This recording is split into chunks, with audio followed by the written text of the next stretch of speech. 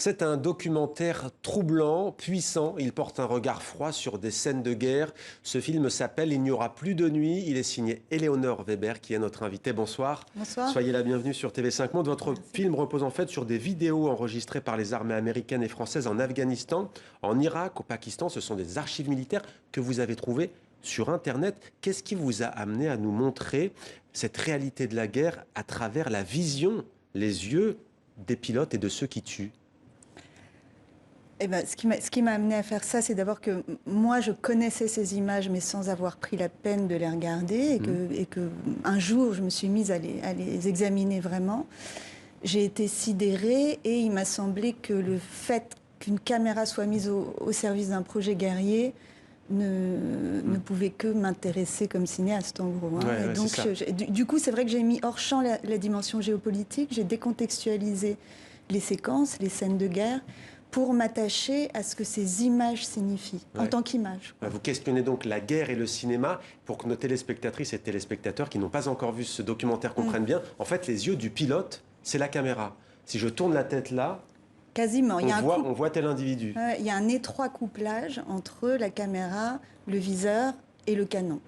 C'est-à-dire qu'en effet, quand le pilote tourne la tête, la caméra également tourne la tête. Alors il y a une question centrale, jusqu'où peut mener le désir de voir lorsqu'il s'exerce sans limite? On va regarder sans plus attendre un extrait de votre documentaire.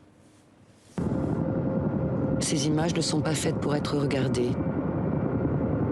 Les hélicoptères sont à des kilomètres de leur cible. Tout ce que les pilotes regardent est filmé. Le chef de bord porte un casque dirigeant la caméra de l'hélicoptère. Ses mouvements de tête guident aussi le canon mitrailleur. On est en pleine nuit. Tout ce qui produit de la chaleur brille.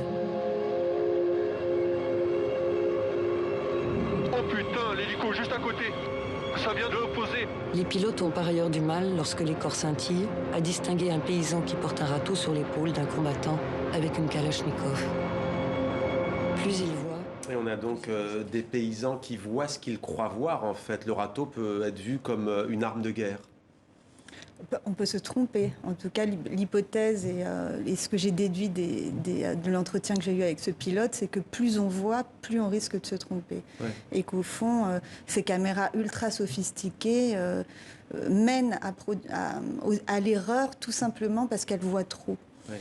Et ce qui fait qu'en effet, on peut en effet dire, comme vous dites, qu'au fond, quand on veut voir une Kalachnikov, on la voit de toute façon, même quand ça ressemble à un Et c'est ce qui est arrivé, la voix off dans ce documentaire dit qu'il y a cette séquence, cette bavure entre guillemets, qui a changé les choses. C'est ce journaliste, en fait, vu d'en haut, on pense, en tout cas les militaires pensent qu'il a un lance-roquette, en fait c'est son pied de caméra. Pourquoi ça a changé la donne, ça?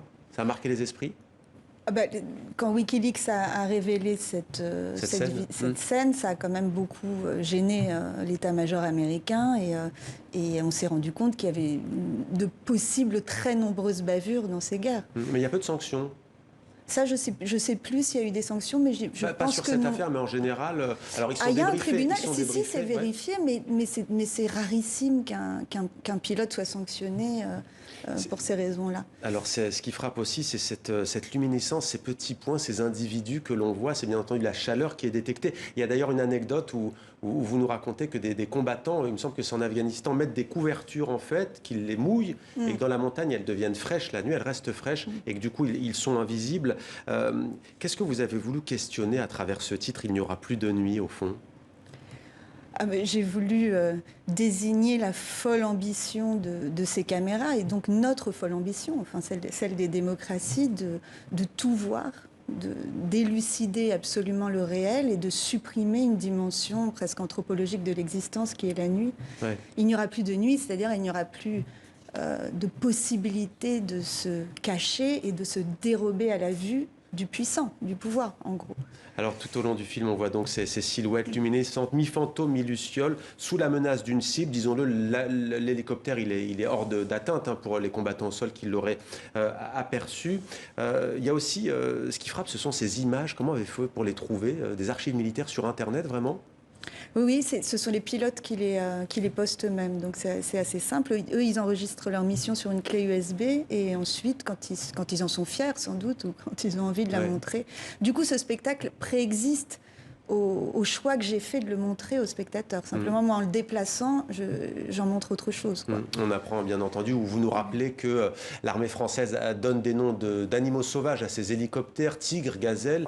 Les États-Unis, des Indiens, je cite la voix off, qui ont été massacrés, comme les Apaches notamment, les Chinook également. Vous questionnez à un moment donné aussi l'état d'esprit psychologique de ces pilotes. Que vont-ils dire des mois, des semaines après, en famille, en train de regarder la télé? Est-ce que ça va revenir? C'est aussi quelque chose que vous avez voulu comprendre à travers Pierre V, notamment, ce Français. Il est possible qu'ils éprouvent des traumatismes, certains le racontent en tout cas, mais c'est assez insaisissable parce que ils ne risquent en effet pas leur vie. Alors le syndrome du soldat, c'est quand même le choc qu'il a quand il a risqué sa vie, qu'il a été très fortement Alors que là, sur le coup, menacé. c'est presque un jeu vidéo, quoi, en fait, si ce n'est Oui, que c'est la réalité. il souffre d'avoir vu, il revoit parfois certaines images, il souffre au fond de ne pas avoir eu peut-être pleinement conscience de leurs actes. C'est peut-être quelque chose comme ça. Merci beaucoup, Éléonore Weber, d'avoir répondu à nos questions. Merci. Il n'y aura plus de nuit. C'est donc votre documentaire à voir. C'est très puissant.